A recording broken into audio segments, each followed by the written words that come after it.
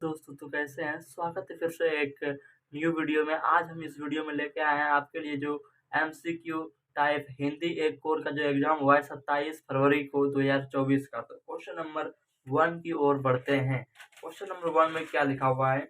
ईर्ष्या किसे कहते हैं? ईर्ष्या दूसरे दूसरे का दुख को ईर्ष्या कहते हैं, इसलिए इसका ऑप्शन नंबर बी सही है। क्वेश्चन नंबर 2 की ओर बढ़ते हैं।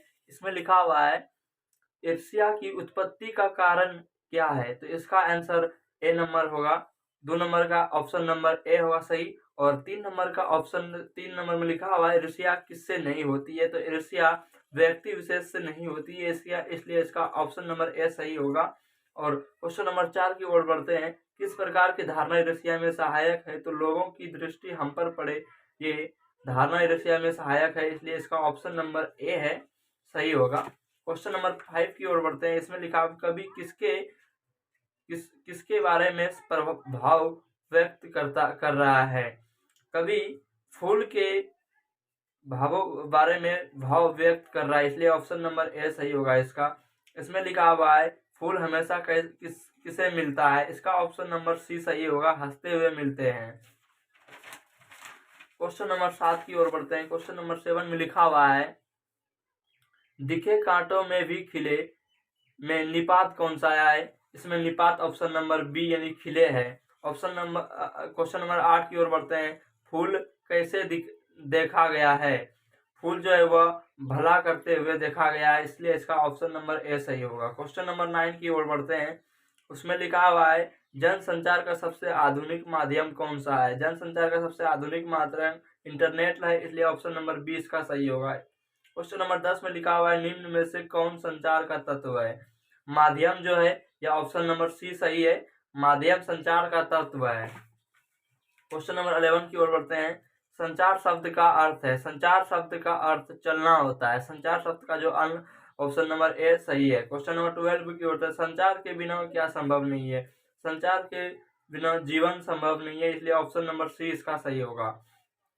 संचार के प्रकार, संचार के पर ये ऑप्शन नंबर बी सही होगा, अंतर व्यक्तिगत संचार। क्वेश्चन नंबर 14 की ओर बढ़ते हैं।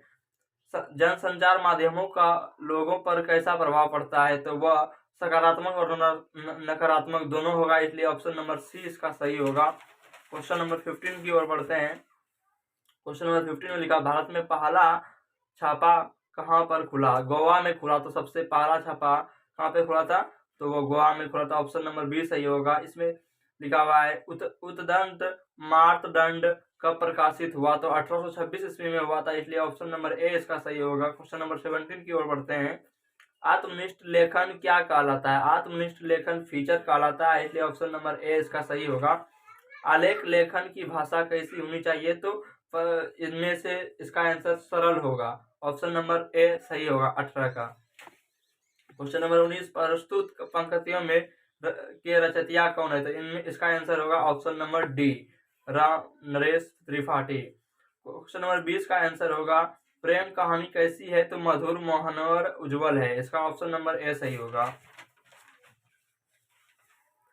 क्वेश्चन नंबर 21 की ओर बढ़ते हैं। कवि विश्व की क्या बनना चाहते थे? विश्व की वाणी बनना चाहती थी कवि, इसलिए ऑप्शन नंबर ए सही होगा।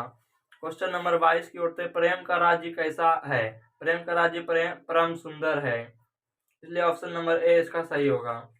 कबीर ने किसे बोराहा कहा? कबीर ने जग को बोराहा कहा है, इसलिए इसका ऑप्शन नंबर ए सही होगा।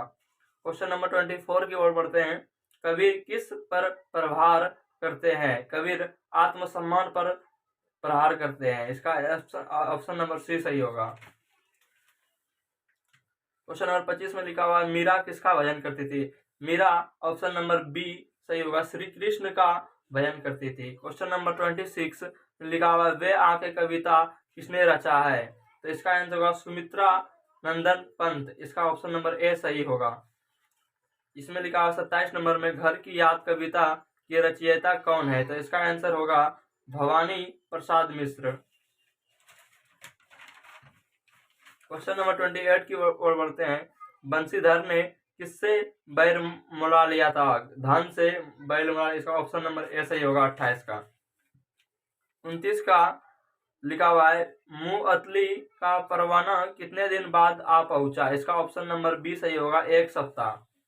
बड़े मुंशी जी ने किसको समझाया था, तो वंशीधर को समझाया था, इसलिए ऑप्शन नंबर ए इसका सही होगा।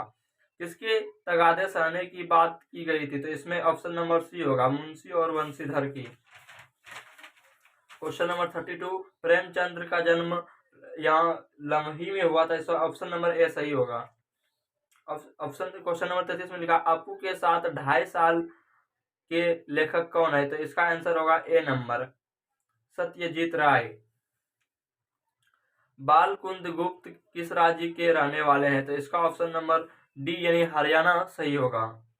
क्वेश्चन नंबर 35 में लिखा विदाई संभाषण किस चर्चित व्यंग्य कृत का अंश है, इसका भी आंसर होगा क्वेश्चन नंबर ऑप्शन बी, 35 का ऑप्शन बी सही होगा।